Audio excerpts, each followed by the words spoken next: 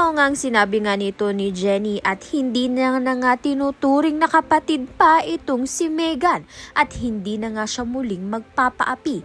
Nagiging palaban na nga itong si Jennie at marunong na nga siyang ipagtanggol ang kanyang sarili kay Megan. Samantalang pumirma na nga itong si Jennie sa Ligaya Entertainment na pinagmamay-ari nga ni Frederick, ang asawa nga nito ni Vanna. Kaya naman nga't ipapakilala na nga ang kanyang first solo album na si Jennie nga mismo ang nagsulat ng kanyang kakantahin. Subalit sa isang iglap dahil nga nilandi ni Dara, itong si Frederick ay makukuha nga niya ang original song nga nito ni Jennie na siya nga mismo ang nagsulat.